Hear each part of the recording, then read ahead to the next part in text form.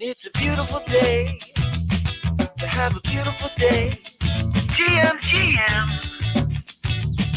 on this beautiful day. Good morning to Web3 with Barocco, Sepp, and Mando. Tuning live at 10:30, and it's all on Rock Radio. Rock Radio. It's a beautiful day. Have a beautiful day. GM Rock Radio. Oh, yo. What up? Good morning, GM.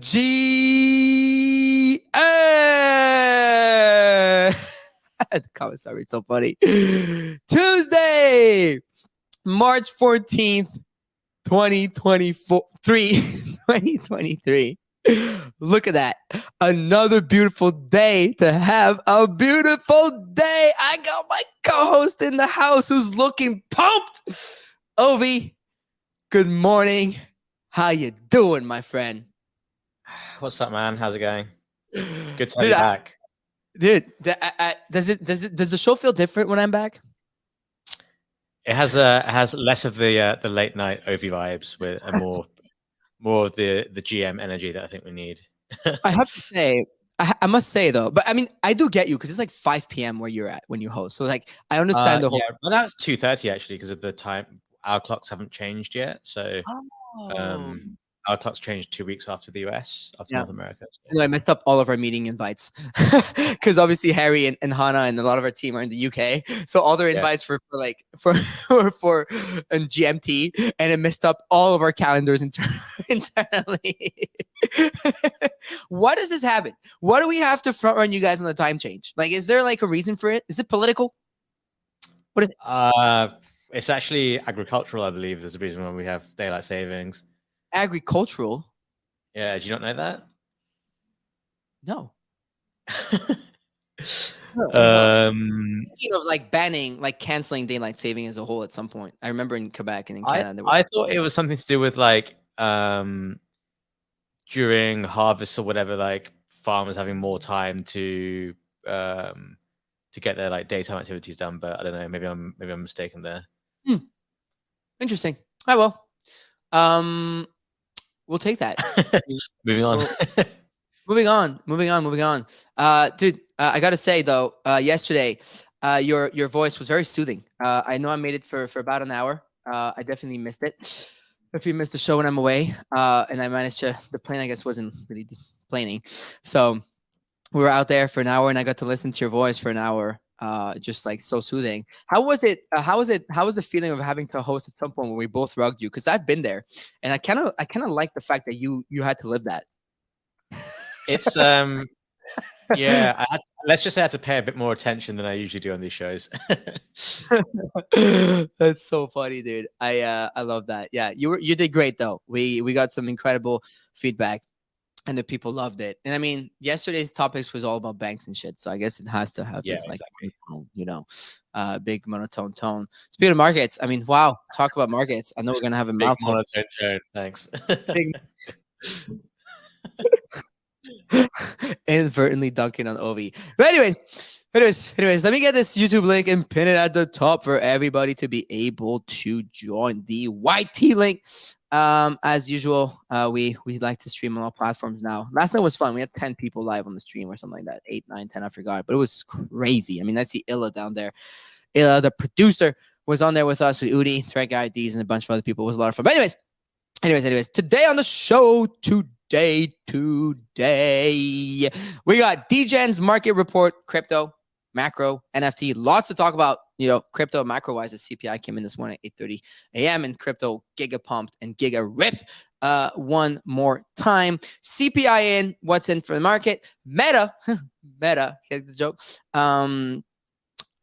capitulates and backtracks on NFTs. So as a whole, so Instagram NFTs is no longer, and if backtracks, so we're gonna definitely talk about that. So what happens also with NFTs here, right? The NFT market is shaky, and there's not that much going on, especially as crypto rips. When crypto rips, NFTs tend to, have this like weird phase as people are not sure, and a lot of people playing the ether.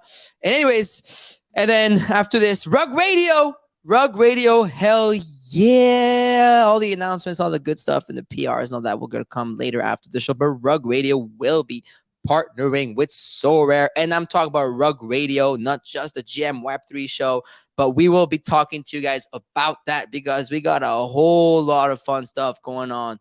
And a lot of cool stuff happening for you all, the audience, the listeners. Because everything we do with regards to our partnerships is always as a goal to also be able to reward our listeners and whatnot. So we got some cool stuff. And with that, we're also going to be announcing our sports vertical, Rug Radio, with Buster Scher, our creator, with that. So he's going to be coming and talking about this. It's going to be pretty fun. So make sure to smash that like button, like Hefner is saying, if you're on the YouTube, but also on Twitter. And make sure you're sharing, subscribing, following across all platforms. You know what? Because I like our content and it's really good. And as usual, as usual, the show is presented by Fair.xyz, who have been our title sponsor. And mind you, we have something pretty fun in the works with them, I think on Friday, Ovi. I don't know if you saw the chat, but we're going to have a whole little competition between OSF Mando and I. And it's going to be a lot of fun. So definitely check out Fair. I'm going to pin at the top, the link to everything. You have a couple of days left if you're trying to launch a collection with them to partake in the giveaway of the Rug Radio PFPs with them. And I'm pretty sure the winners are all going to be announced on this coming Friday. So there's still some time to go, and it's going to be hella fun. But anyways, that's enough. Without further ado, let's get right into it. Daily Market Report. Brought to you by Rug Radio. Joseph, what's the word? Hey guys, so another big day today. We got the CPI number. So inflation came in at 6% versus 6% expectations. That's versus 6.4% last month. So we were in line with expectations. We were lower versus the annual rate was lower versus last month. And core inflation, which is the inflation rate excluding food and energy prices, came in at 5.5, which again is in line with expectations, and that's 0.1 percentage points lower than last month's annual rate. So all in all, they're good numbers. Like, it came in bang in line with expectations. I think if anything, the fear was that number would come ahead of expectations. So we're seeing markets actually rally on the back of that. Equities are up 2% on both the S&P 500 and NASDAQ. Interest rates have been a bit volatile. They're actually sold off today, and the curve has flattened again. So 2-year treasuries went all the way to 4% yesterday. They're now back to 4.36%. So that's like a 36 basis point move in 24 hours. It's another huge move. You don't usually see this much vol in front-end interest rates. So with inflation in line and lower versus last month, you would normally expect interest rates to rally on the back of that. But given we had this huge mega rally yesterday, we're just seeing that kind of like balance out basically.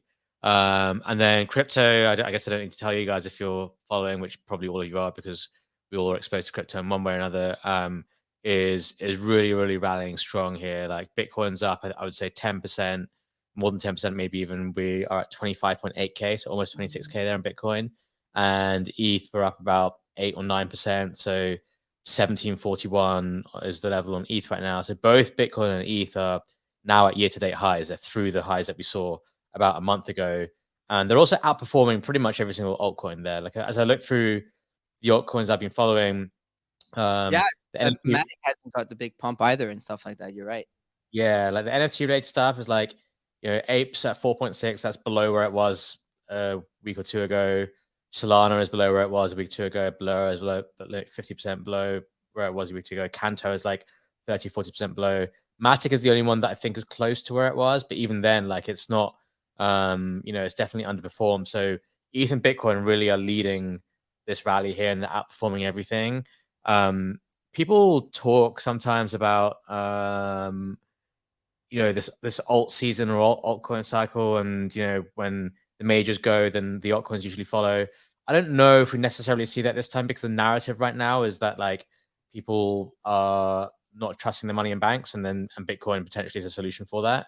And you have this inflation narrative too, which I guess the second thing would be more conducive to an altcoin rally, but we're not really seeing altcoins rally that much. And remember, like, risk assets are still very shaky, so altcoins are like really at the tail end of of risk assets. So in terms of like the most riskiest stuff. So maybe that's another reason why they're not rallying. And there is like a real, as we discussed yesterday, a real like medium to long term argument in terms of the use case for Bitcoin and ETH. So maybe that's why they're leading. But yeah, you would have done well to have sold all your altcoins into ETH or Bitcoin about 2 weeks ago. That would have been the move. But yeah, that's where we are right now. Yeah, it's pretty. I mean, talk about it. The market, right? Like, look at this. I'm sharing. People are. If you're watching on the stream, by the way, I've pinned the video at the top. We're live on YouTube with Ovi right now. But I mean, look at this. That was as soon as CPI hit. Look at the time. It was literally like 8:30. I mean, you have this massive bump. Here's the 1 hour chart, and here's your daily. You know, it's not bad. And it seems like I know you shared this tweet by Trader SZ or something yesterday to me in private. You know, they're saying like 2,000, whatever. But it's that level, right? This is exactly the level that ETH has not been able to break so far. And it seems like it's literally there right now. And it's you know, ready for blast off. Can you explain to us what came in? Wow. Wow, it's just like yesterday. Just keep talking. Just do not. Yeah, just keep talking. Yeah. It's almost as if people listen to us and buy ETH in the back of it. God, dude, this is literally rallying as I look at the minute. It's literally rallying right now. But quick question.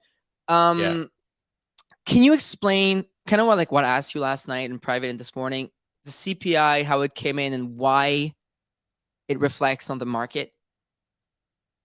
Well, look, the CPI, we're at the situation now where the Fed is under even more pressure to not raise interest rates and potentially lower them.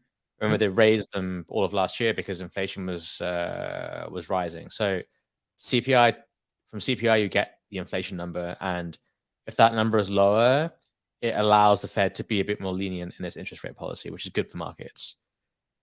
So that's why we're rallying, because people are like, oh, CPI is in line, inflation is in line, so maybe the Fed can actually come in and like lower interest rates, because you know inflation is coming in line with what we were expecting, and not staying as sticky or as high as we're fearing, basically. Yeah, it's actually pretty impressive, and I think the point you're making about the alts makes sense, because I was myself looking because usually when ETH rips and stuff, like I like to see sometimes play the Matic trade, because it's usually the easiest one, because usually Matic sometimes follows ETH and rips alongside of it, but it seems like this time the narrative is obviously highly Bitcoin driven, and I think Bitcoin, you know, obviously leading also leads ETH into its rip. So it's actually pretty you know, it's actually pretty interesting. It seems like Kathy Wood here, Miguel Morales in the YouTube chat is saying, Kathy Wood says we're at proof of concept stage between crypto and TradFi. What do you think about that? I mean, I don't really know how much I rate Kathy Wood. I think she did well to buy the right stuff. Isn't she one of us? She kind of is, yeah. She did well to buy the right stuff during the bull market. She did not do well to take profits and actually de-risk ahead of what happened. So when something like that happens, you kind of question whether she was actually smart or not about her first stuff. But she says we're at proof of concept stage between crypto and TradFi. I don't really know. I don't really know what she means by that. I guess what she's insinuating is because the TradFi systems are broken down in some kind of way, can people actually now use crypto and use it in a way that replaces some TradFi elements? I guess maybe that's what she's referring to, given the events that have unfolded in the last few days. But yeah, I don't know. She's kind of right. It is now is the chance for all the shit that's happened in crypto in the last 2 years or last year. Now's a chance for crypto to really demonstrate itself as a real use case away from banks, and we're about to test that proof of concept. I guess that's what she's referring to. Yeah, it's true. We're definitely there. I mean, look, I'm looking at the other coins, right? It looks like, I mean, BNB's having a good time, right? Alongside Bitcoin and ETH, it's up 10 points, but that's about Cardano, if anything. That's the last ripping with it. But you're right, they haven't ripped as much. I mean, Solana only, when I say only, I mean, we'll take an 8 point pump, right? It's still good, but when you compare it to, it's really, I mean, Bitcoin has been leading the narrative because everything that's going on. I mean, I wasn't really there for the most part yesterday. I haven't or couldn't partake in the chatter between you and Mando as much because I was at the airport and it was loud. But obviously, this is a fat Bitcoin thesis going on, right? If anything, which is wild. Lido's up quite a bit here. Top 30 coins at almost $3 here. Oh, Aptos is up 30 points on the week. Jesus Christ. It's another 17 points today. So I guess the altcoins are ripping today. I think they are. Yeah, they're ripping today for sure, but they're still on 2-week basis. They've underperformed because most of them are still down anywhere between 10 to like 40% from this year's highs, whereas even Bitcoin have actually through this year's highs. Yeah, I'm trying to look. You're totally right, right? Because like we saw Ape hit $6 during the peak of the game, right? 6.2, yeah. Like Kanto was like 70 cents almost, maybe. Blur obviously was like 1.2, 1.3. You're right. Massive was like 1.4, maybe even. Blur's up 30%. It's still 72. Wow, Blur's up 32% today. That's today, right? Yeah, I mean it rallied yesterday because they've implemented it for mobile, or they're implementing it. I missed that. You can actually trade from your phone and stuff, so I think it's mainly up in that. Wow, that's up 30 points. ApeCoin was up too. What's Kanto at? Because I know that's up 15 points. And then you got, what is the other ones we usually follow? We got Matic. It's up 5 points today. 123. Solana is still off. Solana was at 23 or 24, right? This year. 20. Yeah, you're right. Almost $22. And then of course, ETH. I mean, look, yesterday you shared a tweet with me. What is it? What's his name? Trader SZ? Yeah, that's him, right? Who was calling for there you go. Oh, he just posted 5 minutes ago again. So he started to scale into ETH USD swing long trading 2030. We'll add more as it pulls back. Invalidation below Monday low. And then he just 5 minutes ago tweeted this out here. That's what I was. Remember that thing I was showing? It was actually even weeks ago we were talking about this on the show. But the ETH chart, literally what he's showing there, when you zoom out just a little bit of that on the daily, you literally see that that how we tend to like not break above here, and it's literally happening as we're on this show. I'm hoping it breaks through it and there's not a resistance. I'm assuming that's where a lot of people are trying to make sure it doesn't go on top of. But just pour one out for Capo, I guess. I did see you tweet about that. I saw you got blocked, Ovi. Yeah. I thought it was so funny that you got blocked. Sorry, it just thought it's so funny you got blocked. Not nice. Not nice. Mando must be euphoric right now as well. He's not there with us. He got in trouble with the wifey. We got to make sure Mando does not come on the show today or this week. He's got to enjoy a little time off from that. And what is that you're eating today? Oh, is that one of those like yogurt?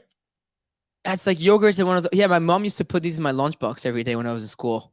But it was a yogurt. It was like, when you get a spoon and stuff, you have to like put your spoon in your mouth. Here you can just like suck. Yeah, using a spoon is dreadful, right? Yeah, it's like so much work. Yeah. Someone saying, Willie, I like the chat when the chat is euphoric. Willie SCD says, no resistance until 4,800. Let's fucking go. I mean, look. That's right. That's my guy. Hold on. In case of an investigation by any federal entity or similar, I do not have any involvement with this group or with the people in it. I do not know how I am here, probably added by a third party. I do not support any members by any actions of this group. There you go. I think this was important because it's been a lot of it's been a lot of back and forth, talking about the market. Yeah, Jen says my kids eat those and if toxicated, says baby food. I am dying right now. This is the funniest thing ever. I love when we have the dynamic of both audio and video going on at the same time. But anyways, okay, so I guess that's it on the market side. Just one last question, I guess, for you, Ovi. The next number, it's FOMC, right? That's the next thing we're waiting for, going on in 6 days or 5, 6, 7. Yeah, let me check. It's 20 something. Oh wow, 1775 LV. Yeah, you have the FOMC. Oh, wow. Yeah, it just looks like it's about to fucking go, doesn't it? I'm not gonna lie, chat. Like, right when the show was starting, I may have like done something, but I felt so bad about this weekend because I didn't have my shit in Charleston. I couldn't buy, and I really wanted to buy. And shoulda, woulda, coulda. And then last time there was a pre-CPI dip, and when you told me the CPI, I was kind of uncertain. I was kind of scared, and then CPI came in good, and I just like. We did it. So yeah, definitely going absolutely nuts. Yes, CPI is March 21st and 22nd. That's what it says. Is it usually a two-day event? No, Not CPI. FOMC is March 22nd. I'm sorry. That's what I meant. Is it That'll be usually? interesting. Yeah, it's 2 days. It'll be interesting because they have the interest rate decision, and right now markets are pricing in like an 80 to 85% probability of the Fed still hiking by 25 bips, but I think that could change. I think they could pause for a month, in my opinion. Maybe that's actually becoming a contrarian view. I thought it wasn't, but I think it feels like it is based on probabilities. But I think they could pause. And I think that's the right thing for them to do, given everything that happened. Like what happened with SVB and First Republic, like this is literally a direct, well, it's because of poor risk management, but it's also direct impact of rising interest rates and falling bond prices. And you have to, it begs the question, like, who else out there has this kind of exposure? So I personally think they will pause for a month and buy themselves some time, but we'll see. Yeah. And then, oh my, that was so freaky. Someone said, "Who's that behind Farouk?" And I was like, "Yo, yo, don't joke with me about this shit. That I don't like this stuff." Wait, hold on. I got scared by my own chair. Don't do this stuff. Don't do this stuff to me. Okay, I don't like it. Anyways, so okay, that's about it on the macro and crypto things. I guess we'll be waiting. Just quickly, how are the stocks performing today? Banks and whatnot. Is that like, or is crypto like fully decoupled from the rest of the market at the moment? Let's have a look at bank stocks there. I didn't even look at that. What do you usually look, by the way? That way I can share my screen. Excuse me. I just typed in bank stocks onto Google. I don't know. I find it really hard to look at charts without a Bloomberg terminal these days. I mean, CNBC says Dow rallies. It looks like they're up. I'm looking at the FT. It looks like US bank stocks are up. By how much, I don't know, but there's probably like some banking index I can look at. Oh, that's good. You're all good. You're all good. Here we go. Let me send you this link. You can pull it up if you want. I'm putting it into the WhatsApp group. Sounds good. Wow, this is insane. Like, this is absolutely like. So everything is up. Not by much, but it's up. Not by much, but what's insane to me, and we were talking about it last night at depth, like, because we were all talking about our experiences, like how we felt kind of like over the weekend. Like, how you talked yesterday about how for the first time you broke your own rules on Saturday, right? And even Mando was saying how it was the first time ever. And I know he's been training with you for what, 10 years? You guys been training together? I don't know how long, but I know you guys have been, rocking together for a while. He was saying it's the first time he ever even saw you break your own rules. And so we talked about it last night, and everybody was saying how, like, it's actually just insane how we were all just terrified of, like, oh, is this it for us? Because when USDC has issues, it's scary, right? Yeah. And then our dry powder is in USDC. So what if your dry powder is not worth anything anymore, right? Exactly. And so it's extremely scary. And so and now to see this, it's really weird emotions. It's like two polar opposites, like from max scared to honestly almost max euphoric again.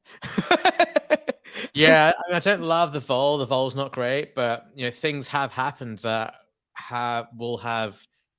will push the Fed into action, and maybe into different actions had it not happened. It's like Mando was saying, it's so bad it's good, and in a way he's right. Like, something really bad happened, they had to step in and save it, and now they have to be very cognizant of what they've been doing and how it's impacting the industry. So it is, like, in a weird way, it is like a positive for the market. I don't know. His threats were good. I know you guys talked about it a little yesterday. Whatever we were doing just now, we did pump ETH to 1780. So if we could just keep this going, and bring it back, that would be great. No bears over here. No bears listening to Rug Radio. Okay. Only bulls. Only bulls allowed to listen to the show. But anyways, that's enough market talk, though. I mean, the market is the center of focus right now because NFT. Some weeks it's NFTs that we have to talk about a lot. Some weeks is crypto, is macro and cryptos. But on the screen here, you can see this all the bank and financial services stocks that Ovi just shared this link with me. Seems like everything's on the green today, but it hasn't been, right? So it's just a little recovery here on that front. So yeah, I guess we'll see what. That's it, right, Ovi? Guess we'll see. Yeah. Let's see what next. I mean, Mando's not there today, but we're still gonna play his jingle because we love it. So with that, let's get into our favorite thing. That's NFTs. Who is the man, macro daddy of the land? Can you dig it? Who's doing it? Me or you? I don't mind. I can do it if you want me to. Go for it. However much I can get you to speak, I'm taking it. It looks like today it's just you and me, baby. So Why so happy? Do you want my? All right. Okay. You have the screen up.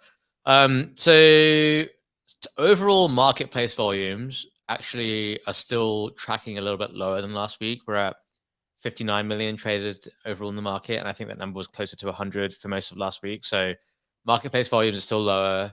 Blur has a 60% market share, so that's been tracking between 60 and 70%. So it's still maintaining quite a strong majority over OpenSea. I still think people at OpenSea probably should be worried by that. I'm curious to see how they resolve it and how long that can go on for. In terms of activity and floor prices and stuff, we saw a good move in Mutants. We saw a good move in Azuki. Both of those are back close to 15 ETH. Apes have been trading or tracking a little bit lower. I believe actually punks have now flipped apes once again. I think the ape floor is at 66, the punk floor is at 67 or something like that. So punks have once again flipped apes. Obviously, that's not encompassing of the total return that you've had between the two things, but it's just something I think people like to look at and track. And a bunch of things are still lower, like Moonbird's lower, Doodles is lower, CloneX is lower. I think. I mean, with these pumping, you're not looking at it going. Yeah, exactly. Soon, right? Exactly. That's exactly right. I'd rather be ETH than be in NFTs with some of the NFTs at the moment. I think that's probably right. I still think ETH outperforms most NFTs here. That's how I feel. Unless you're talking punks. But talking one punk and two fidenzas and loads of rec guys, then yeah. exactly. Punk, specifically what's in OSF Vault. Specifically, yeah, exactly. By the way, I love the red guy you shared on your jam post this morning. I had never seen that one. It's sick. Yeah, so that one is actually not minted. So there's actually 11,000 rec guys, but only 8,800 of them minted out. So the ones that I've been posting on my GMs are actually all the ones that haven't been minted, that were like extras from the collection. So it doesn't actually exist on that Gainsy face rec guy yet? Yeah, I haven't got to it yet, but yeah, the Gainsy face rec guy. I didn't know that. Yeah, it's unminted. So share on the screen for the people that are watching a video which red guy I'm talking about. Oh, nice! You guys have Kath Samart on tomorrow. Sick. Yeah. It was the red guy I'm talking about that you shared. Wow, you've tweeted a lot today. Is it this one? Yeah, it's this one. Yeah, that one had that. Yeah, it's that is a good one. It's that's a diamond. That's a silver fox. It's an iced hoodie. Ah, yeah, that one came out nice. That one came out real sweet. I love that. Yeah, that was cool. Yeah, that's pretty cool. You love to see that. But yeah, okay. So, and that's true. Actually, while we're at it, be careful, everyone. There is someone on Instagram that took the username @RectMando, and they bought 30,000 fake followers. And I know they're all fake because they had 18K just like a couple weeks ago. They copy pasted his bio. Actually tagged the wrong radio. Don't tell him that. And has been acting like Mando on IG. So definitely be careful. And if you got Instagram, take a second to go maybe and report that for us. I don't think Instagram likes NFT MFers anymore. We'll talk about that in a second. But yeah, so definitely report that. But back to NFTs here. Ovi, I'm trying to look at different floors here. Let me go look at the floors on Blur. Because you guys are not aggregating yet, right? The Blur floors on there. Not yet. I think we're still waiting for the Blur API to be published. Yeah, it was something about that. I remember when you guys were sharing that. So if we look over on the blur, how do you see like? Does it show you like blur floors or like top? There you go. Yeah. It's here. It's just so tiny. It's just hard for. Oh, you guys are right there. Look at that. But it looks like yeah, mutants. I mean, mutants and see rap punks at 67. Like the punks are seriously just holding up because when Blur started taking rap punks and like aggregating them, it was around 62. So and crypto has gone from 1400 to 1700 cents, and the punks have held pretty strong. So that's your stable right there. Honestly, I was saying last night on the show that, or I don't know if it was yesterday morning, but whenever I was panicking on Friday night, I almost stabled instead of like swapping my stables. I almost stable into punks. Well, obviously into ETH and then into punks. I get that, but like almost did that, and probably would have been the right move. As punks look to be at 67.55 now on the punk chat, on the punk floor. Wow. And they're nice punks on the floor too. I saw a purple hat. Someone listed a purple. Does that sell the purple hat? It must have, right? Defiance. Like when OTC tweeted like this shouldn't be on the floor, Defiance just picked it up like 1 second later. And because it's true, the purple hat punks are not known to be like listed at floor. This one's, I was looking at this one. I don't really like the mole per se, but this is a very nice punk, and I'm a big fan of the wild hair punks. It's really close to the floor at the moment. But there's some really clean ones out there. This is I love the one with red hair and big shades. Yeah, you used to have a big shade red hair, no? I had a big shade purple hat, and then I had red hair and nerd glasses. They were both cool. Oh, I see. Yeah, I remember finding your OG punk yesterday, the one on which I met you, like when we became homies. 6623. Yeah, the OG 6623, the OG OV punk, which was this one. Yeah. Did you have another one with mutton chops and the earring and the 5 tree? Yes, punks with TC when you were pissed off at Larva Labs. Yeah, it was that one. That's what I'm talking about. The red hair one. I had this one before that. So look at the sale history on this one. Which one? The one that you're looking at now. Like scroll down to when I bought it and when I sold it. So OSF, you bought it for how much? 24 ETH? Yeah. And you sold it for 149. Oh, what a trade at the top. August 21. Yeah. Whoa. That day was probably the top.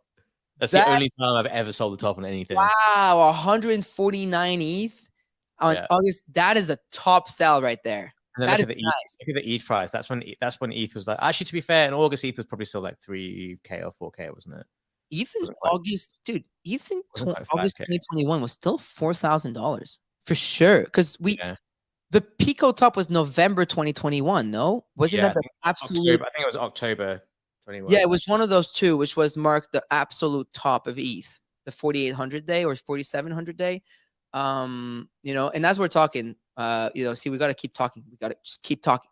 Just keep talking. We're doing good. Just keep talking. We need to break through that resistance. And then I swear to God, we're going to send. Let's fucking go. I'm so excited. I'm euphoric inside. I'm trying to maintain while we're hosting the show. Yes, you love to see it. You know what's fun? Because even like the atmosphere gets better. The problem is though, NFTs are getting crushed. And that's what we're talking about right now. And it's not doing so well. But I got to say, now that we're on the topic of punks and punks doing so well, and you absolutely love to see it, I got to tell you on video, because we didn't talk about it much yesterday, but that punk you got yesterday, Ovi, the day before, I forgot what you got it yesterday. You got it yesterday. Yesterday morning. That punk you got yesterday morning, man, that's a punk. Like, that is insane. Did you notice it's actually rare? There's only 900 punks listed, which is pretty rare. There's 991. It's under 1,000 punks that are listed. For the people asking, this is the CryptoPunks website. They've always traded on there, actually, since the beginning. CryptoPunks.app.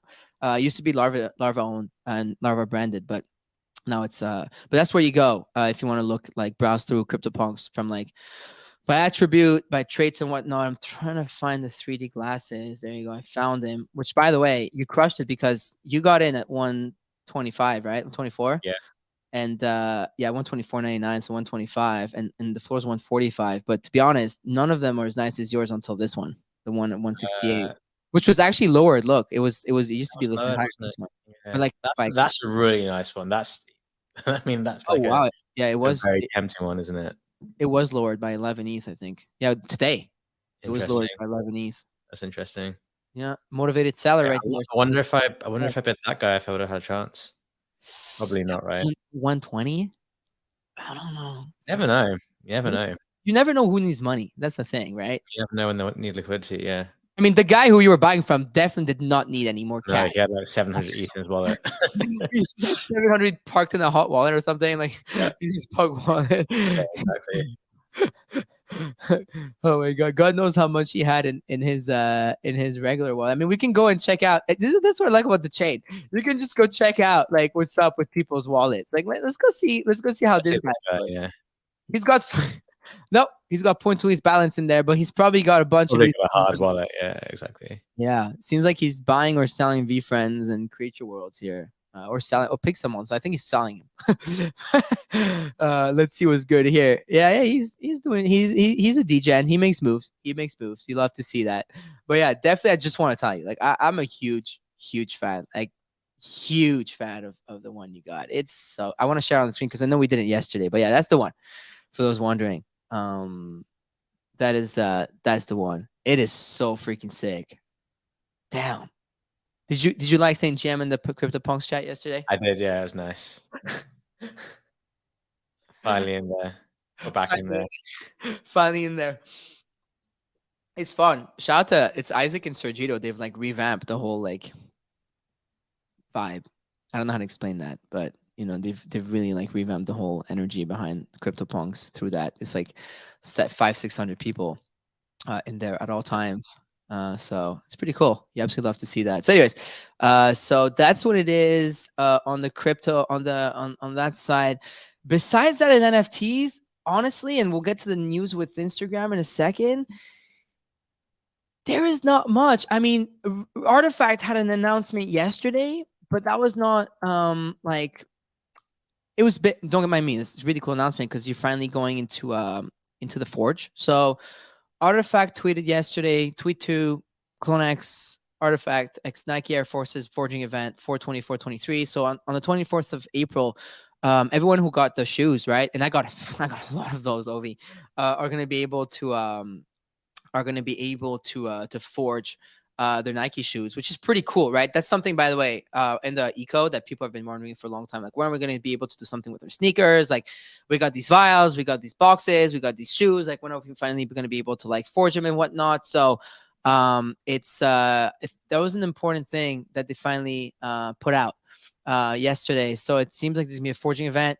And yeah, Benito tweeted, finally you can forge those crazy artifacts, and it seems like a lot of people are happy. Like the timeline. The timeline is really happy. Someone Schwartz says it. So I guess holding these 6 Murakami drips was a good idea. And it was, and there was quite a lot of sales. Quite a lot of sales on the shoe front, on that front. So that's good. Some positive news coming from. And by the way, just for everybody to know, they're actually very, very high quality. I don't know if they're going to be the same material as Space Drips. I got to ask Benito. Maybe I can ask Zia or Chris on the side, but the sneaker quality that they put out, it's is very, very, very high quality. Like, my Space Drips are fucking crazy. Ov, I love them. I've posted them before, but so that's cool to see. Aside from that, honestly,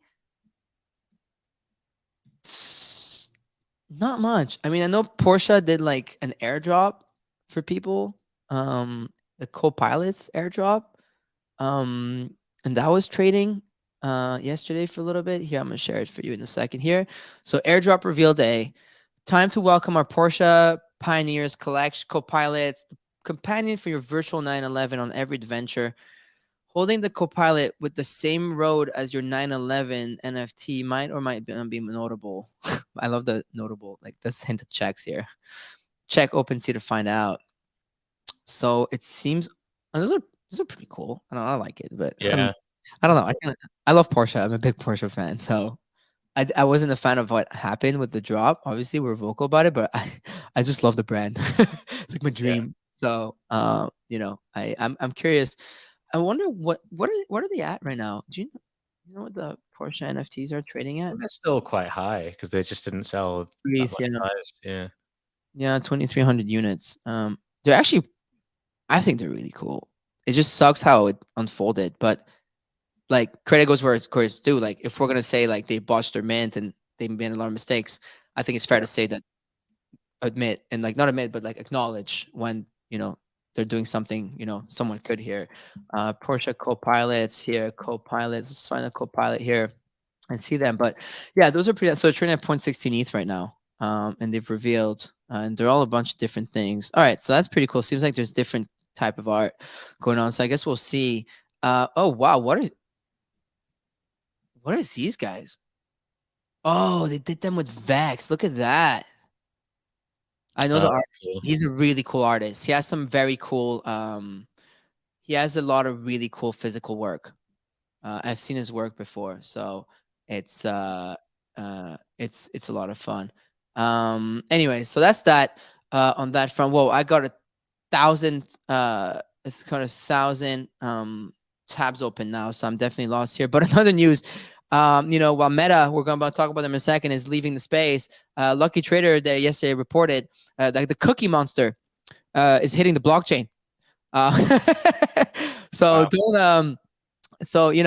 As some people are leaving the space, some people are entering the space. So you got Sesame Street that's entering the space. And in the meantime, also I also read that on there, and I saw Nifty Portal talk about it. You have Pokemon. They haven't entered the space, but they did put a job post on LinkedIn that where the requirement of the job description were deep knowledge and understanding of Web3, including blockchain technologies and NFT and or metaverse, and then deeply connected to a network of investors and entrepreneurs in the technology sector as above. So if that's one of you guys, it sounds like they want to hire someone within the space. So, if someone here is very knowledgeable, or thinks they are at least, and thinks that they want to work for a company like that, looks like there's an announcement there. It's on Lucky Trader. Shout out to Lenster. I know Lenster listens to the show. I see him often interacting with us. I think that's who wrote the article, and I see him. I also know that Tyler listens to the show, and they have the show before us. So it's pretty cool. So yeah, it's from the official Pokemon company here. You can apply. Should we apply for the job? Let's do it. Why not? Let's do it. All right. No, I'm kidding. I'm not gonna apply here and docs everything, but we can apply for the job here. No, I'm serious. Like, look, there's literally a tab. Look, boom, corporate development principal at the Pokemon International Company International, Bellevue, Washington, United States. Get to know the Pokemon Company International. Explains to you everything, and it's right there. Look, this is not made up. Like, deeply connected, like to the metaverse and everything. It's here. Deep knowledge and everything. It's right there. The 2 paragraphs. I know it's too small to read on the. I wonder if submitting DGen ETH wallet address is a requirement. You know what? It actually should be. You want to hire someone who claims to be an expert, but they'll have like 5 rugs in their wallet and haven't had really successful trades, or don't actually hold a bunch of things. Like, if you don't have a proper vault, you shouldn't be eligible for this job, in my opinion. Oh my god, this is fun. But anyways, in other news, Instagram. My favorite platform. What's going on? I'm so pissed because it genuinely has always been, and will always be my baby, right? Like, I used to have in my bio for the longest time on Instagram, I'm married to the gram. And it was always my thing. Instagram, is kind of like where my first dollars, right? My first bread and butter, like literally put food on my table for a long time. Not Instagram directly, mind you. I had to work for it, but and I was really happy personally. I even made posts about it. I was extremely excited when I saw the announcements. And actually, I found out through my Instagram account when I opened it, and it popped up saying that I can now share my digital collectibles. And I had a call with them in December of 2021 as well. It was right before the Rug Radio launched. I remember talking to him, to the Instagram people, and they show up a lot to the events. I mean, you've probably met him too, right? Like they no. Well, they would come. They were there at the NFT Now Art Basel event. They wouldn't do their own events. They came to our gallery. Yeah. When I rented out the Super Chief Gallery for 3 days to exhibit work from Rug Radio holders, he was there, the head of Instagram NFTs. He came to check it out, and so they were like, from perspective of someone that's a founder behind the scenes that gets to speak to a lot of these companies, they seem to be very like invested. from a time perspective and energy perspective, I've had the meetings, I've had all of this. Look, they did a Rafiq Anadol drop. We talked about it. He came on the show to talk about it. Eric Rubens came to talk about his drop with Instagram on our show. Drift did a drop with them. Vinny Hager, Jen Stark. So the list of artists they had is sick, right? So I guess the it wasn't criticism that we were saying like we love the fact that they collaborated. The narrative was we really like the fact that they collaborated with creators within that are truly Web3 native, like that are people, right? And now, and even someone's asking in the chat, thoughts on the value of Drifter Shoots and Vinny Hager IG NFTs now. I'll get to that in a second. It's a very good question. But it's very unfortunate. Like Thread Guy was asking me last night. He said, Farouk, your favorite platform, rugging their thing. Diana Sinclair as well. Yeah, Golding, Diana Sinclair as well. Like, I think it's really disappointing. And I really want to echo, this is what Dave Krugman was saying. Of course, I think everybody here is familiar with Dave. One of the most successful, I think, photographers in the space, extremely successful artist, founder of All Ships, and create an incredible community, especially with regards to photography, and they do a lot of cool stuff, and they're very involved. And I wouldn't be surprised if some of them were part of this. I don't know, but I wouldn't be surprised if they even spoke to Instagram themselves. But he was sharing his disappointment on the timeline, and I'm going to find it for y'all in a second here. Here. So the tweet yesterday, the announcement came from Stefan Castriel, who was the leading commerce and fintech as Meta, previously CEO of Upwork, early PayPal, and co-founder of a few tech companies. So the guy knows what he's talking about, right? You could imagine that this guy is no bozo. Legit, yeah. Some product news across the company. We're looking closely at what we prioritize to increase our focus.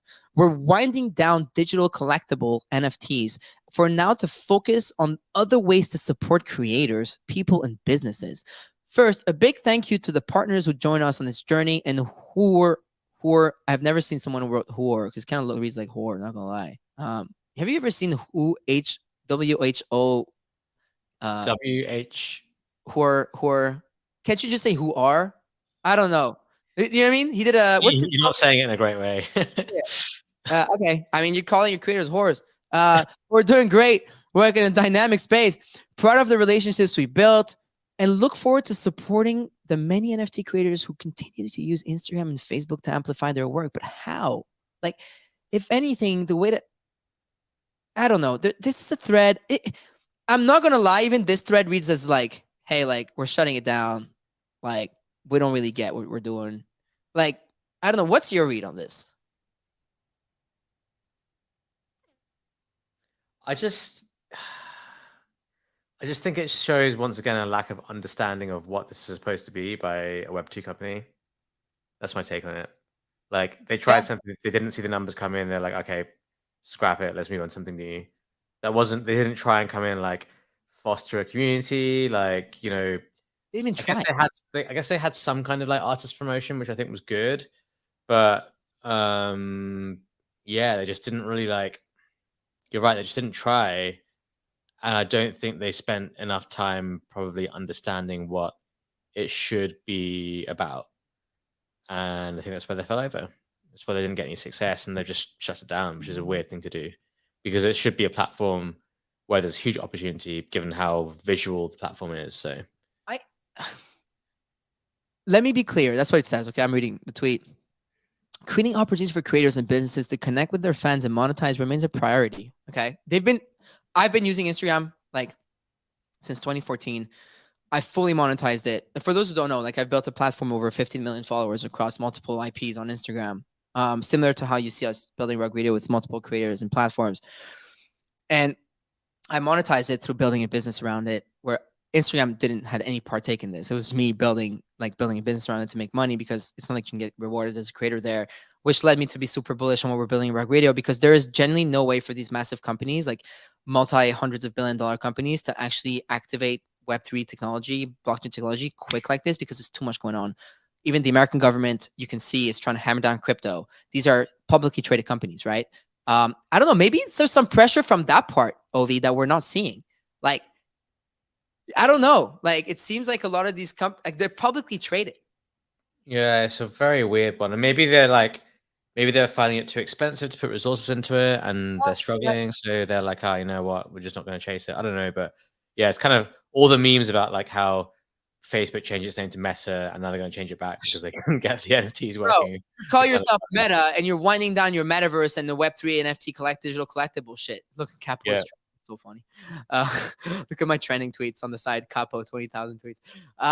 And so, but they're saying that they're focusing on monetization through Reels and whatnot. That's fine. That's great. But I just want everyone to know, like, no matter how much they're going to roll out monetization, this is not an anti-meta thing. I'm a huge fan of Instagram. I continue to be, and we are putting a lot of resources and efforts in growing our own Instagram at Rug Radio.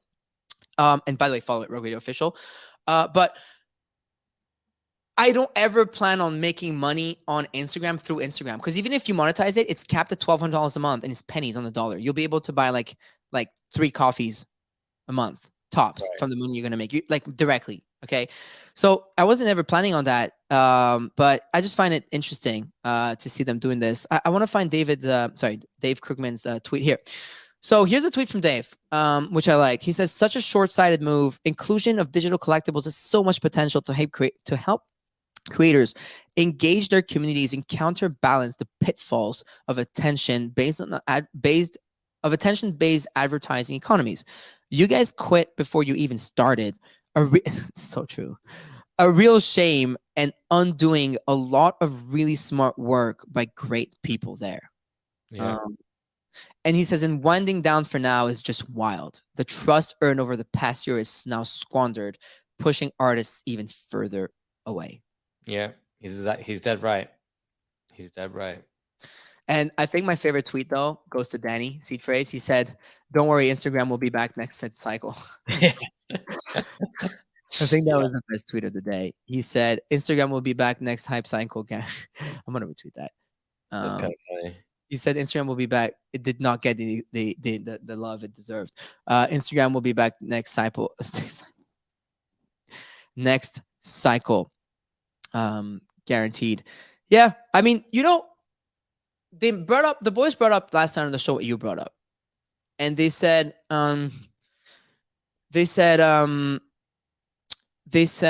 what about the resources allocated to doing this?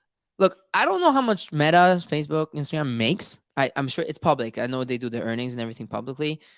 But you'd figure that there is more upside into actually building this out and losing money and burning money and building that than killing it and then coming back to it and then looking like complete doofus. Like, I feel like killing a product and pushing it back out is more of a bad look than Ken's pushing a product, making a whole dude. They even sponsored. What am I saying? They were fully sponsoring the NFT Now event that we also sponsored. They had their own Instagram like little thingy over there. I think it's a sign that they probably are trying to cut more costs, and this is one of the things that they're deciding to just cut. Like when you're in a situation where you have money to spend, you keep rolling the dice on this kind of stuff, right? So they must be cutting costs. They must just not be doing well. But I think Claudio Santos in the chat hit the nail on the head. He said Facebook faced a bigger problem in terms of strategy. They were too bold, rebranding and burning money. Cash, yeah. I think, you know what? And he said Google and Amazon are more low profile. And that's actually a very good assessment of it. Like, it's funny to me how, like, you saw Amazon came in slowly. They just made their announcement to get into NFTs. Yeah. And we'll see what happens next. And it makes a lot of sense to have physical products tied into the digital on chain and NFTs on there. That makes a lot of sense. They went for the full fucking rebrand. What did Zuck say? He was planning on losing $10 billion. Didn't he say he was okay with losing a $10 billion? Something like that, yeah. I'm very confused about them backtracking now that I really think about it. I didn't have time. I was trying to sleep on it last night because TJ asked me late night on the show. So I didn't really have time to make up my mind. I'm kind of making it up on the stage as we go, but it's just really weird. I mean, The Verge put it pretty well.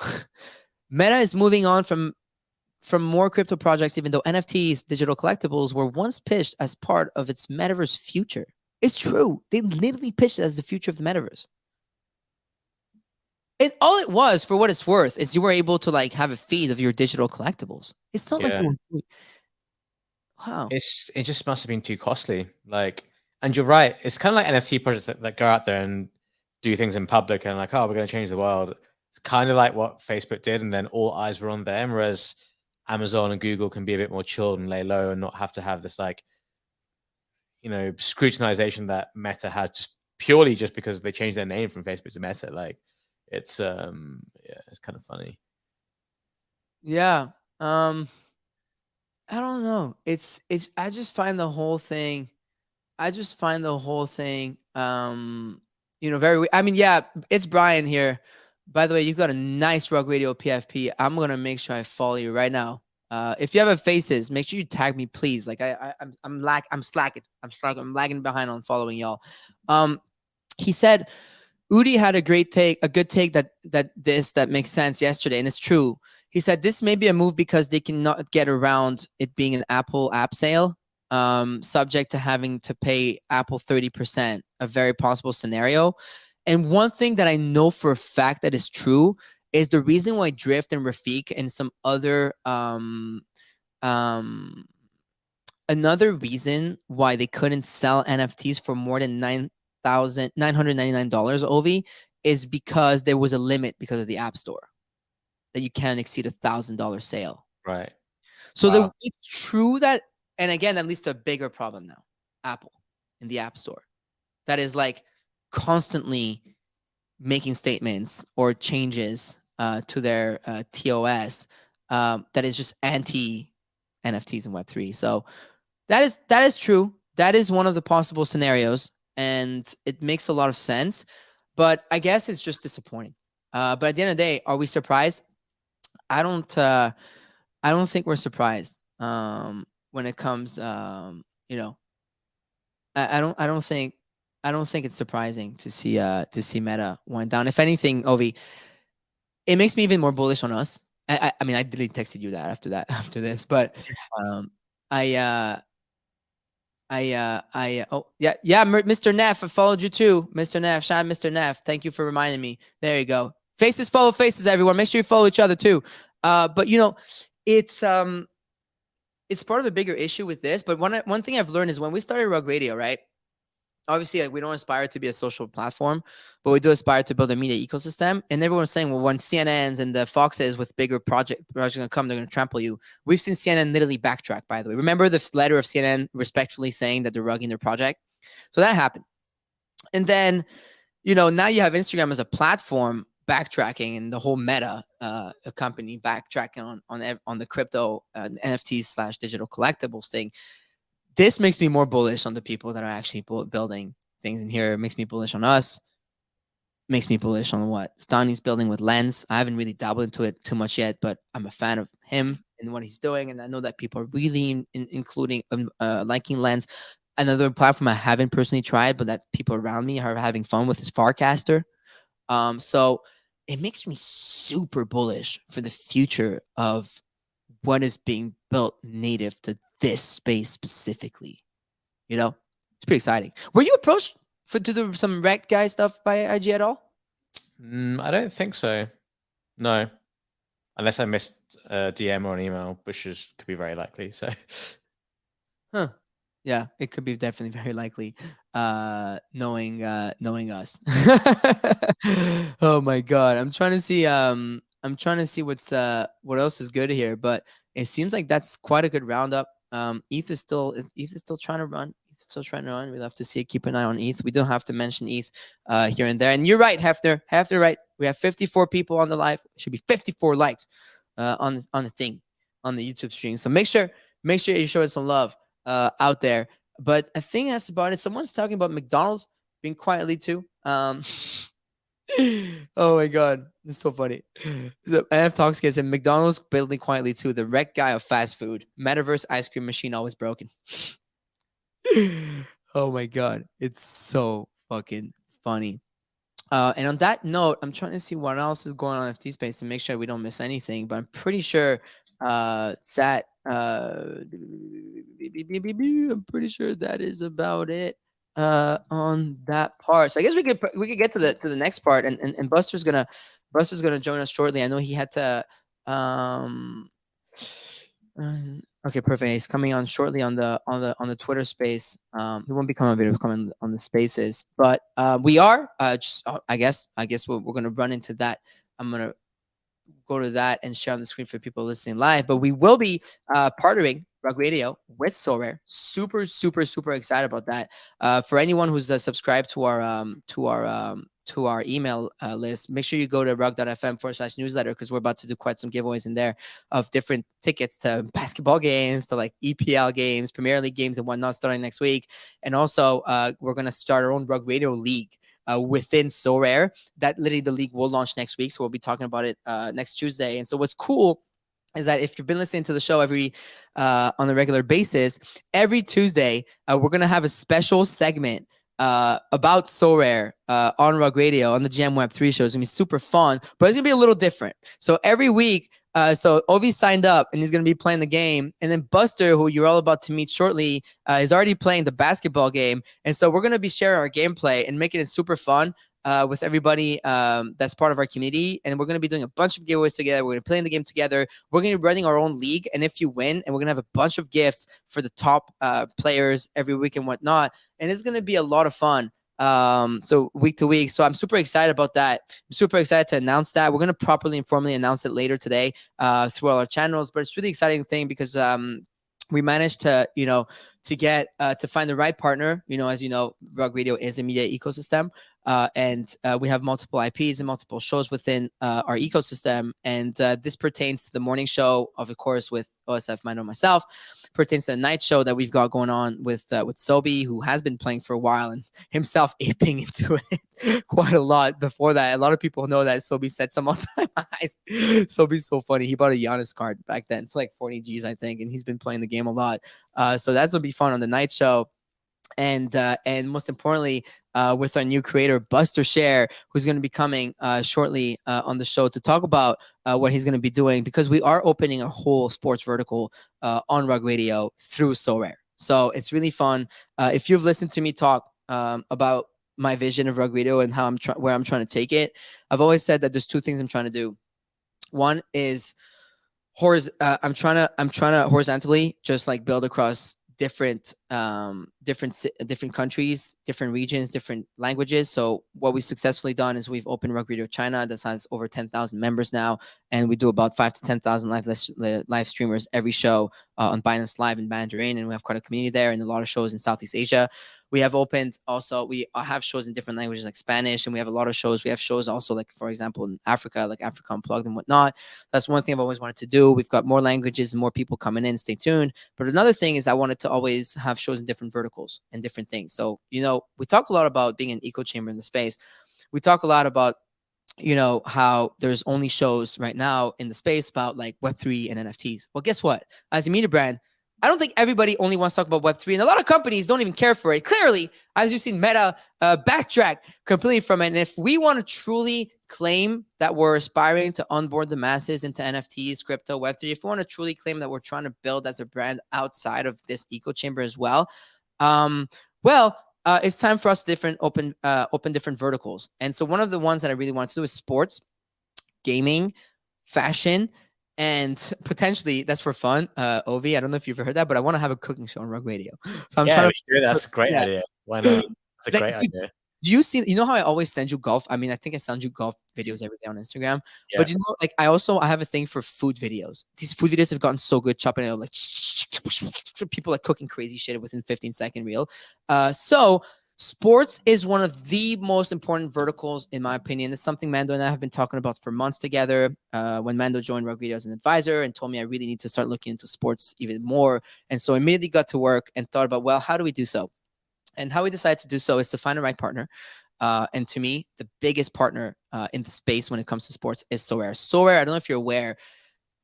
What is the stats of Sorare? Hold on. Let me pull up Crypto Slime, because it's actually insane, the statistics that they pull when it comes to if you go to all time here. Let me show you some stats on Crypto Slime here on the screen.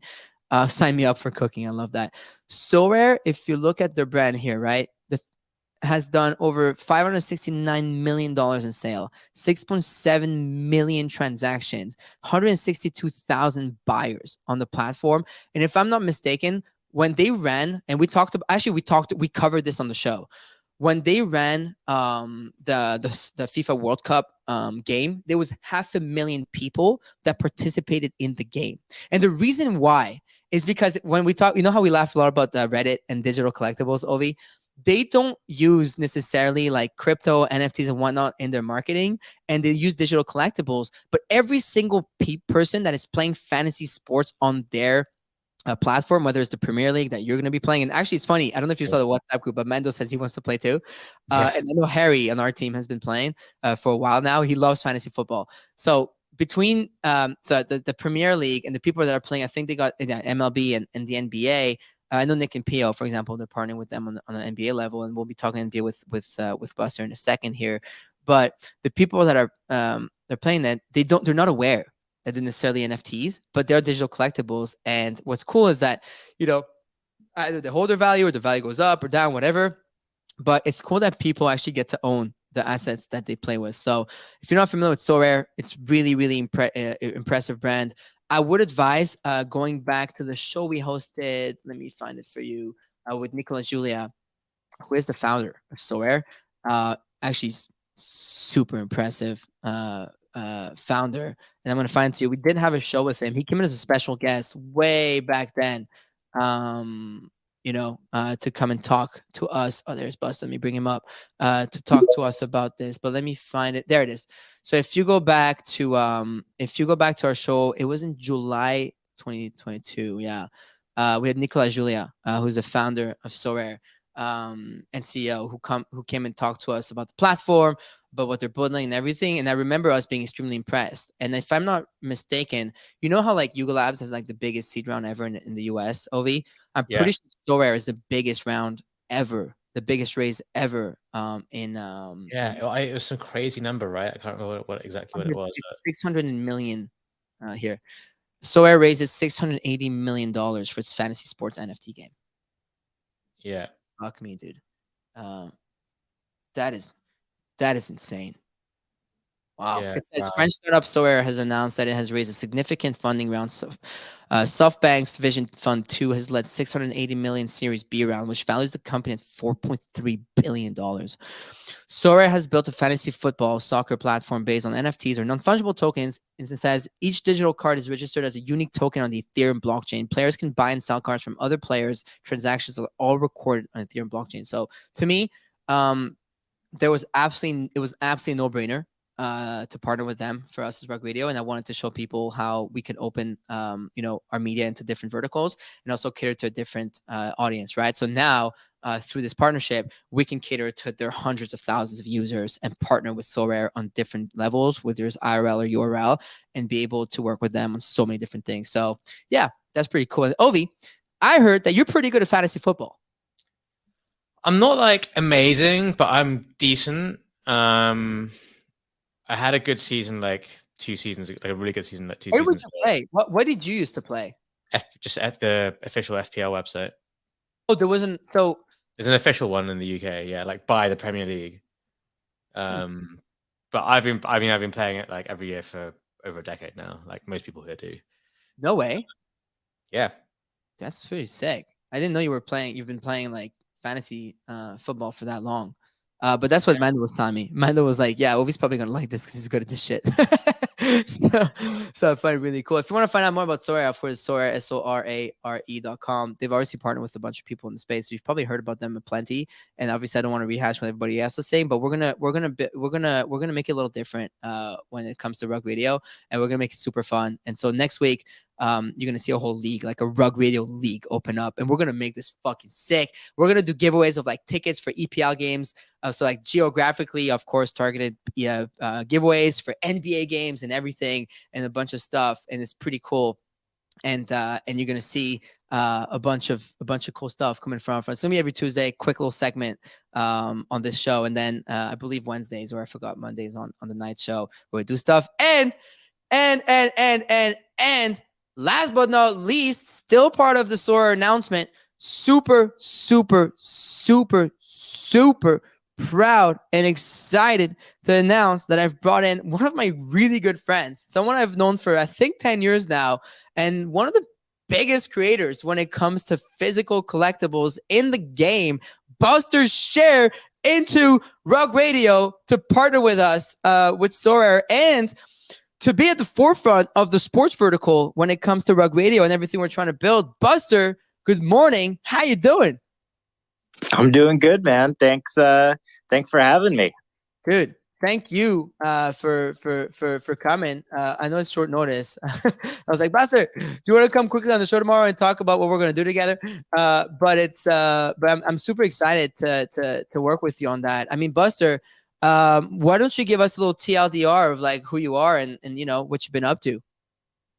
Yeah, sure. On the media side, I started a sports media company called Hoops Nation, reaches a couple 100 million people a month across TikTok, Instagram, Facebook, and a few other platforms.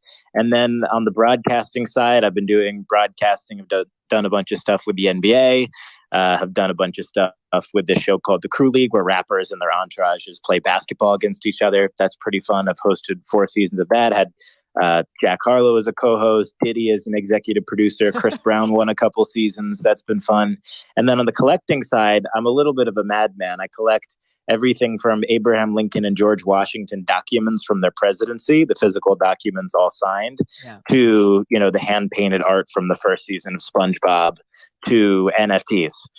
So I'm all over the place, but I believe in all forms of collectibles. And, as long as there is good community, good history, they are significant and push the ball forwards or are a museum quality asset, I'm all about it. So that's why, especially when you started Rug Radio, Farouk, I was all on board.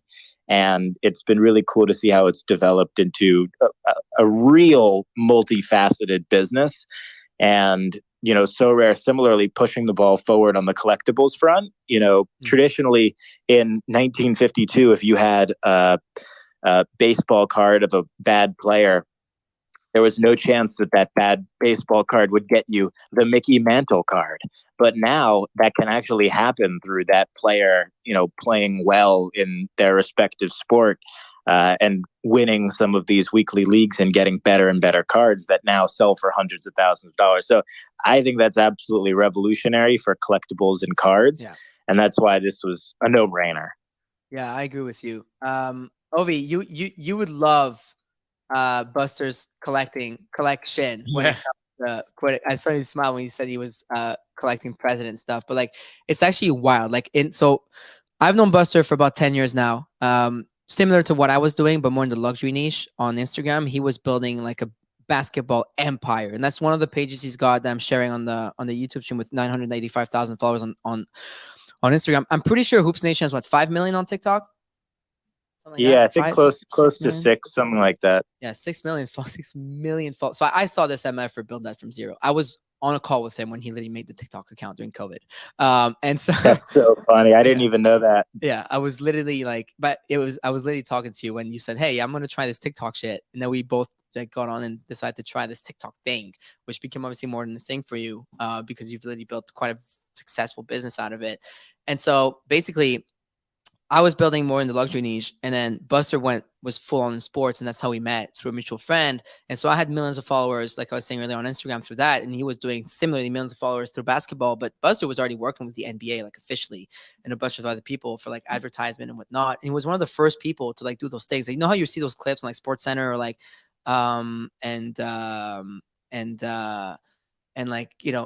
Sports Center, and you see all these little clips and whatnot. Buster's been doing those things for a minute, but then this MFer got super crazy into Pokemon. And so early 2020, when the pandemic hit, he got me addicted to Pokemon cards and whatnot. And so I collected, I got a Trae Young PSA 10 card, part of my collectibles back here. And I have a 1990 Jordan card as well that I got through ripping a pack that Buster actually gifted me from the 1990s, which is pretty cool. And so he got me all into the card stuff and whatnot. And then fun fact, Buster and I hosted my first ever Clubhouse room with Buster in December 2021. my first one, December 2020. And I found out what an NFT was on a Buster Clubhouse room, which then got me to quit everything I was doing and to go all in. So some could say that Buster is one of the reasons I'm here. That's pretty funny. No, you're the reason that you're here. But it's funny in retrospect because I'm generally, and we talked about this. So Farouk was on the first Rug Radio Buster Show So Rare partnership episode, and in the episode we talked about how you're naturally more willing to like experiment with new categories than I am. I'm generally very skeptical, and I want to see how things play out before I get into something, because my standpoint as somebody who collects things that I believe are truly history is I need to see them become history before I believe in it. Like George Washington and Abraham Lincoln, have been established as, significant humans for over 100 years. Whereas, some new categories I'm very hesitant of, or even new athletes I'm hesitant of. I want to see it play out. Like LeBron is good, but is the guy who just got drafted 2 years ago? I don't know. I want to see it play out. And that was my standpoint, and still is to a certain extent, other than from a business perspective on the NFT front. But in these last 2 years, it's been really fun for Farouk and others to help evolve people like myself and those opinions. And now my standpoint is that it's really all about, it's a totally different category. I mean, it's communities that can exist in physical collectibles, for the most part, and real businesses being built on top of it, and intellectual property being created from the ground up. It's a totally different world, and such a fun, important new class to collectibles. It's really changed the game. Yeah, of course. And so I think like I totally agree with you, and I think it's pretty crazy, like the whole like whatever everything happened after that one time that we were on Clubhouse talking about NFTs and how everything blew up. So it's pretty cool to see that like you've been building. You had like a moment where you were like doing the mic drops on the space as well. So I thought that was really really really cool. And now to see that you're like fully like into it and gonna be having your own show. So do you want to maybe talk more about like the Buster Show and how what you'll be hosting within like Rug Radio and with Scher and whatnot? Because the first episode I'm sharing for the 44 people that are watching on YouTube Live, the Buster Show you can find on Apple Podcasts, Spotify and whatnot. It's called The Buster Show. 4.9 star rating with 407 ratings. Like, that's pretty cool. That's not too shabby. We're trying to get to that ourselves with the GM Web3 show, Buster. And the last episode, which was our first episode to launch like the official partnership with Sorare and then of yourself with Rug Radio. It's called The Rise of Rug Radio with Farouk. And then we talked about Sorare, but we also talked about a bunch of we're going to come and talk about we talked about a bunch of stuff together, but do you want to talk more about your podcast, where people can find it, how often you post it, and what you're going to be covering on a weekly basis? Sure. Yeah, the Buster Show has been around for 4 years now, and it's basically been my way to have undivided attention that hopefully benefits others with people that I think are super interesting, right? So I've had, everybody from NBA legends like Jerry West, Tracy McGrady, even did something recently with Tom Brady, and I'll be with him again later this week. Have had, marine biologists, have had athletes before they've become what they have, like had Mac McClung on 2 years ago, when he won the dunk contest this year. Have had lots of different artists. You had Tom Brady on like a few weeks ago. Yeah, that's a fun one. Yeah. That's a fun one. The guy's like brushing it off, like, yeah. Yeah, I mean, the dream is to have, as like a presidential collector, the dream is to have presidents on. BO. Yeah, that would be big. Would you have 44 on if he came to you? If Donald Trump came on and said, I want to talk about my Trump collectibles on the Buster Show. Only if I had Obama on first. I'll just say that.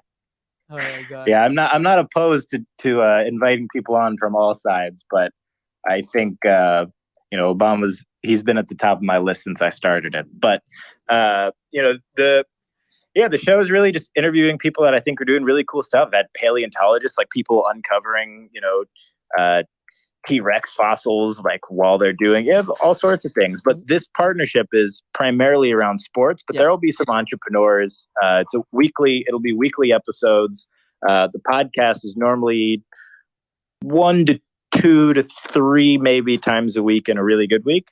But guaranteed to get some interesting people that you probably don't know too much about. So the Buster Show podcast, Spotify, Apple, and we'll be sharing clips on Twitter and everywhere else. So. Yep. I saw you already posted a bunch. For everybody curious, definitely follow Buster Scher, BUSTERSCHER on Twitter. But also, I mean, your main channel has obviously always been Instagram. So it's just Buster, BUSTER on Instagram. And you're going to see a lot more of us together. There's a few clips I know you did of the interview we did together. We're going to rehash that and post it a lot. Some of us are known. Just quick thing, Buster. We at GM Web3 have a 5-star rating. That's better than 4.9. But we only have 29. But we only have 29 ratings. Okay, you have 407. So I'm gonna ask, our listeners. I mean, we get like hundreds of listeners every day. Just run it up, fam. Run it up. Sounds like I've got there's a couple lurking haters out there, I guess, for that 4.9. It's like the Uber rating. My Uber rating keeps going down. Damn, my drivers are haters, not gonna lie. Oh my God. One other thing I'd like to say as well, and I think it might be valuable just for people to know, since the Buster Show is now partnered on this weekly episode, is all my episodes are garnered to be evergreen. So every piece of content that I basically do, the goal is, always for it to be as good 10, 20 years from now. And that's why, even our episode was titled The Rise of Rug Radio, because that is evergreen. That is forever. As you keep building it, that's going to be a place that people go back to. Unlike if we were to be talking about, whether the Knicks won last week or not, that's irrelevant in 2 weeks, let alone 10 years. So that's something I always prioritize. And I think that falls in line so much with collectibles as well. As the best collectibles are the ones that are historically significant, aka evergreen to me. I love that. What is the craziest, most absurd collectible you bought? Because the SpongeBob shit you showed me last week is crazy. But what is the most next week? I'll send you a link ahead for video, or one of the weeks you got to come up and show people you collect. Ovi, you would die. He has the sickest collectibles ever. But what is the craziest, most absurd collectible you've ever bought? I'm happy to show stuff here that I've never posted about. There's a lot of the SpongeBob stuff. I haven't really posted my collection at all. I probably will in 5 or 6 months, but not yet. But yeah, the craziest thing, I mean, George Washington acknowledging that he was in debt. When he was in his mid-20s, he bought more land than he could afford, so he had to sell a bond to cover his debt. And there are only 2 known receipts of this. The other one's in the Smithsonian. So that's a fun one. Oh my God, that is so crazy. And you did a killing with Pokemon. This guy was collecting first edition Pokemon, crazy. I was ripping past. I was wasting my cash just raping. Yeah, Farouk, I was telling you, I think you gotta just buy first edition. And Farouk was ripping boxes a mad. Dude, I was ripping boxes. I love you. No, that was so much fun though. And honestly, you were doing it at early enough of a time to where, it was still good. Yeah. And you pulled some good stuff too. I got it 27 Charizards, but they're still at the fucking card shop. So I haven't seen them since COVID. COVID ended and my cards are still there. But anyways, you'll be coming weekly. So we'll be every week. I think if you could show some fun collectibles as we speak about our Sorare lineup. So every week for everybody. So Buster has a Sorare lineup for basketball. Ovi has this Sorare lineup for the EPL. And I guess Mando wants to play too now. So it's going to be super fun. I just found out. That'll be super sick. I'm going to watch you guys play because I suck at all this fantasy stuff and I'll just be doing the hosting shit. But you guys have fun with that. But anyways, so that'll be fun. So super excited for everyone.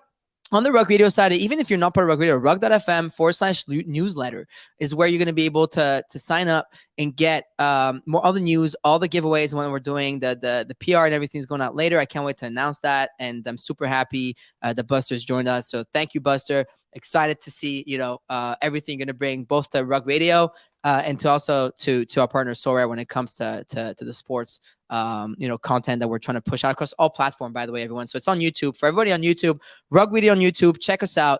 Everything, I'm really happy. Everything's rolling, from our Instagram to our Twitter to our YouTube to our newsletter.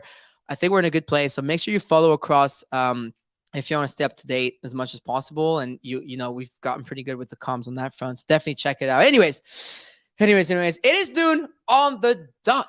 And with that, that puts an end on this incredible show powered by fair.xyz. Make sure you check out their tools, collections, conditions to buy. I just actually minted a project yesterday. It was Kaidita, and it was Miguel Faust did a free airdrop, free claim for his holders, and it was on Fair, by the way, OV. And so I got to use the conditions to buy because there was conditions like you had to own this thing and like a couple conditions. And so I got my free NFTs. So I got to use Fair again just for that. And again, and this is outside of them being our sponsors. It's just smooth.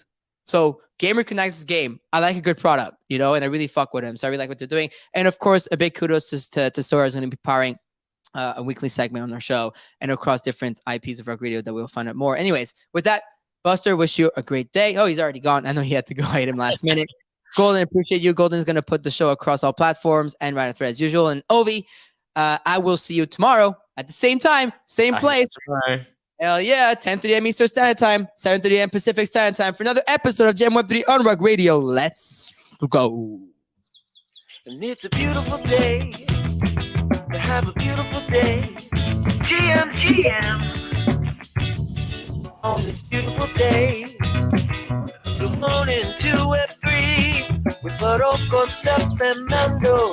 Tuning live at 10:30. And it's all on Rock Radio. It's a beautiful day. Have a beautiful day. GM. Oh. Rock Radio. Yes, we did. Great job. Great show. And the broadcast and the spaces.